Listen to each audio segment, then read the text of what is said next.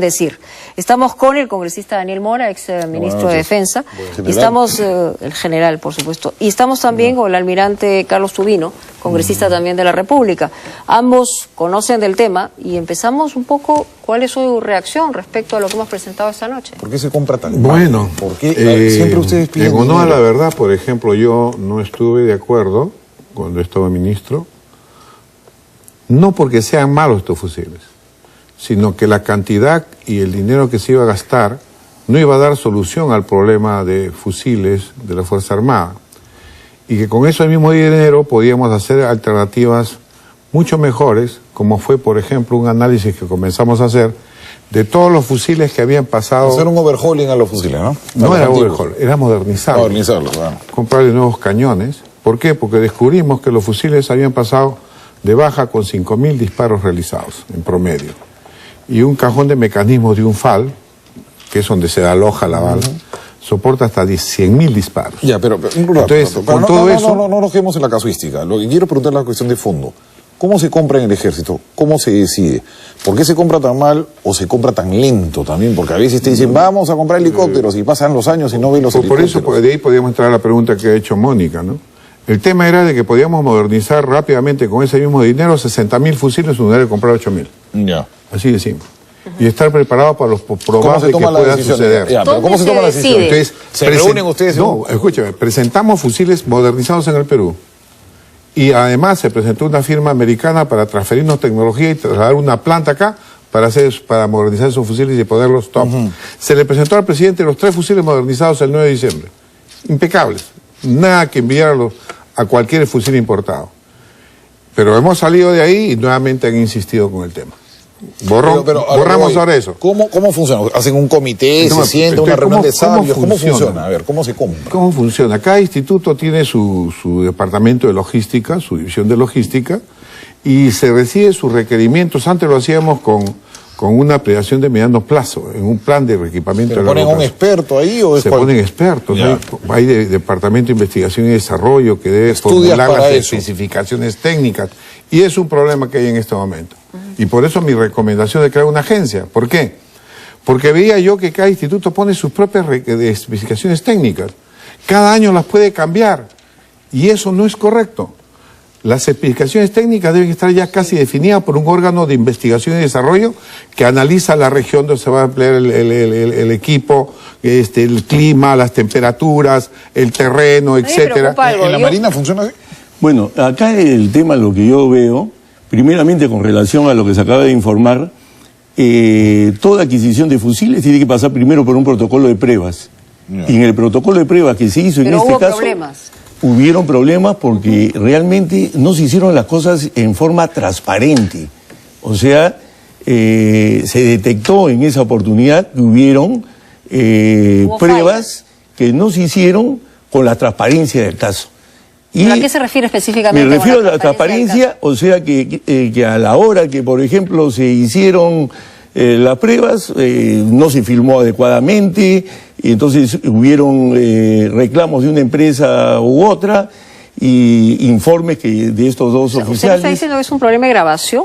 No, no de grabación, no, o sea, no es transparente, o sea que a la hora que se hace un reclamo por parte de una empresa no se tiene pues los sustentos para poder demostrar si se actuó correctamente o no. Pero las compras deben ser conjuntas, como dice él, o sea, debe haber una unidad de... Lo que pasa es que hay diferentes puntos de vista. En el caso, por ejemplo, de la Marina, se han hecho adquisiciones de fusiles, pero de los más modernos. Porque si yo me pongo a reparar... M16 o ese tipo... Pero no, de estas mismas empresas, pero que son fusiles que pesan menos, son fusiles que tienen una cadencia de fuego mucho más alta, y los fusiles antiguos, por ejemplo los FAL, son fusiles pesados. Si son 7.62 peor, porque en este caso en un teatro de operaciones como el BRAE son fusiles que pesan mucho. Eso es una cosa que le voy a preguntar, ¿por qué siempre estos problemas son en el ejército? En la Marina no estamos hablando del tema de cosas. fondo. El tema de fondo es el siguiente: se ha perdido al personal técnico que sabía todas estas cosas. El tema está que lo que he vivido, por ejemplo, como ministro, los institutos no saben comprar, tienen deficiencias, siempre hay problemas, se presentan los reclamos, sean por los proveedores o por cualquier cosa, siempre tenemos esos problemas. Y el ministro está más preocupado por ese tema que preocupado por los grandes problemas que tiene la fuerza, ¿no es cierto? Y entonces, el ministerio también en algún momento comenzó a hacer compras, algunas centralizadas, corporativas. ¿Y eso está bien o está mal? También hubieron problemas. Por ejemplo, yo, entrando de ministro, nomás a la semana tuve que anular un proceso que hacía el Ministerio de Defensa. ¿Pero por ineficiencia o por situaciones deficiencia, inmorales? Por desconocimiento, tuve que meter Contraloría también al tema, un tema de seguros. Pero a ver, ¿por qué los problemas se focalizan en el ejército? En la Marina no suelen haber estos problemas. No es cierto lo que usted dice. Y la FAP tampoco. No es cierto lo que usted dice. Pero, a ver, la comida... El instituto que más problemas tiene es la Fuerza Aérea, por ejemplo. Aunque le parezca mentira. Entonces no es cierto lo que se dice. El tema está, por eso que mi idea era crear una agencia totalmente ajena al sector, donde los institutos deben dar sus especificaciones técnicas. ¿A quién? ¿A quién? A este organismo. ¿Pero quiénes lo integrarían si no es gente del No, instituto? vamos a ver, pues, déjeme hablar porque si no, no vamos a tener... No, pero también la idea es de que las especificaciones técnicas, que es decir, ¿qué fusil necesito? ¿Qué fusil necesito? De acuerdo a la ergometría de nuestro soldado, de acuerdo al clima, etcétera. Son especificaciones técnicas que debe dar el usuario. Ya. Igual la Marina, qué barco necesito, qué buque, Ya, etcétera. pero La aviación igual. ¿Quién es el funcionario que lo va a ver? Entonces, esas especificaciones técnicas deben pasar al sector. El sector debe aprobar esas especificaciones técnicas y debe darlas a una agencia que puede depender del primer ministro, especializada.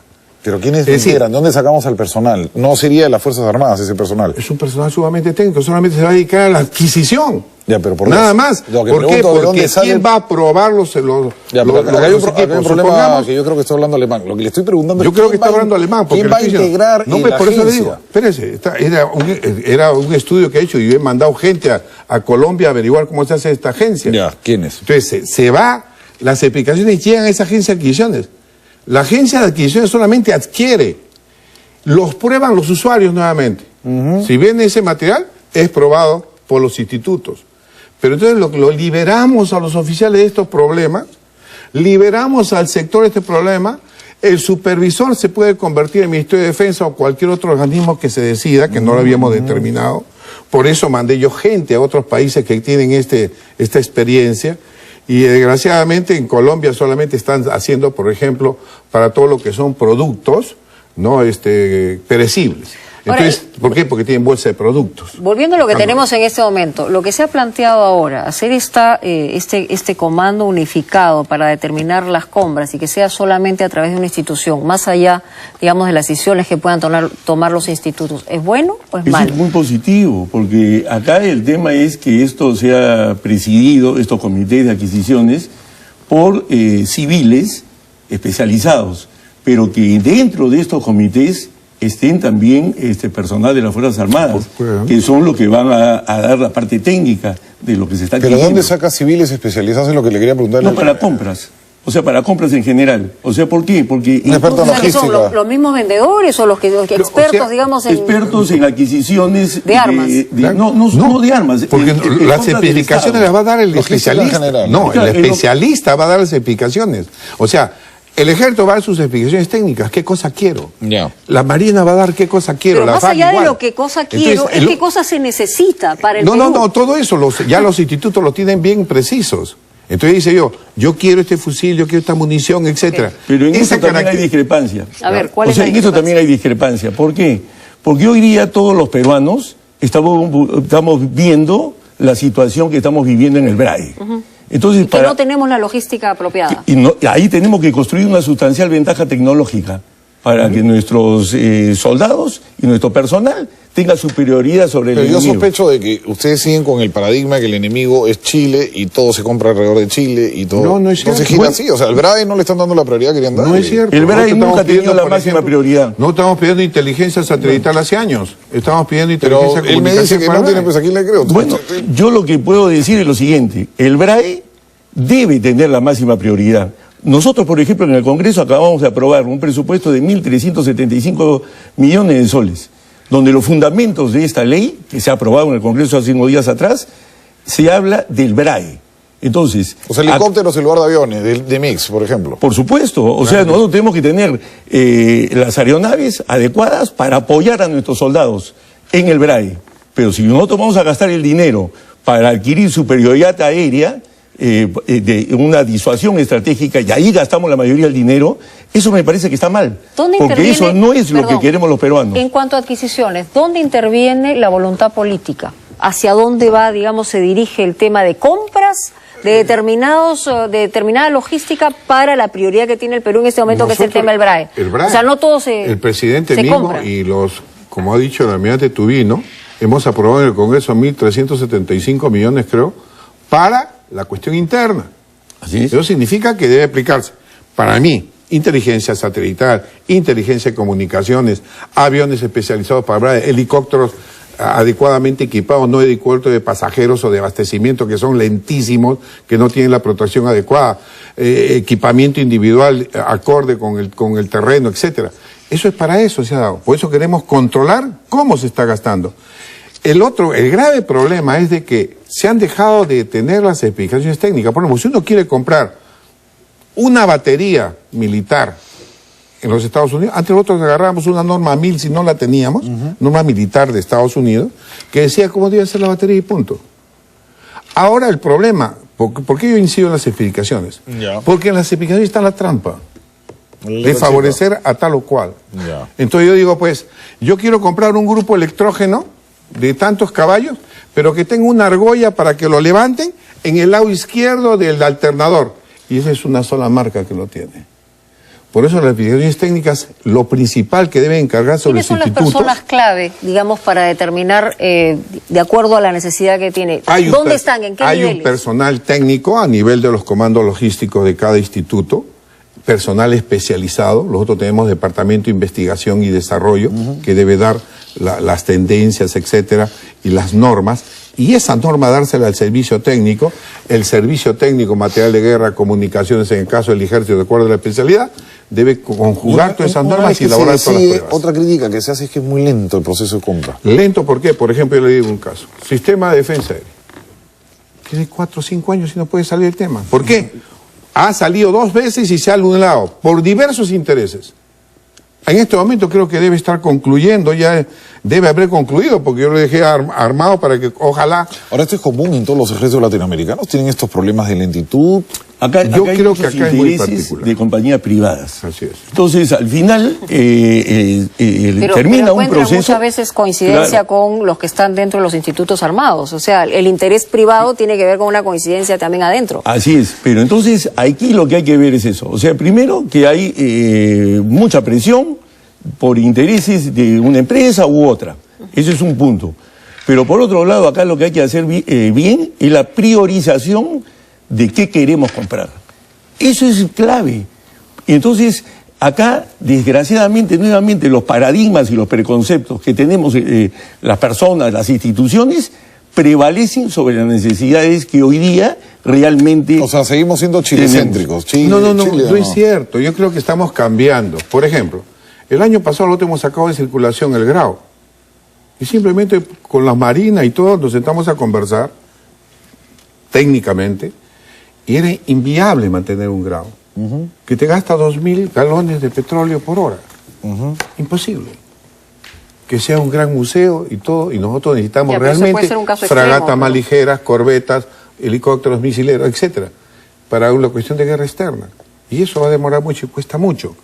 Entonces, sí hemos hecho una total reevaluación técnica y de acuerdo a la realidad del país. No podemos abordar ninguna guerra externa que se pueda dar si no solucionamos el problema interno. Lógico. Entonces, es Pero, lógico. Para concluir, sí. Sí, y sobre todo que acá tenemos que reorientar también cómo priorizamos el despliegue de nuestro personal. Hoy día yo, por ejemplo, represento ahora una región como la región Ucayali en la Amazonía, y la presencia que tenemos, las Fuerzas Armadas, las Fuerzas del Orden en la Amazonía, es muy pobre. Y es la gran riqueza del siglo XXI de nuestro país. Y entonces tenemos que reorientar inclusive ese tipo de despliegues y, lógicamente, ahora el tema ¿Dónde del es el DRAE. mayor despliegue hoy en día? ¿Dónde está concentrada la tropa? Está concentrado siempre pensando en una agresión externa. pero no estamos priorizando Está en el sur, adecuadamente el problema del BRAE.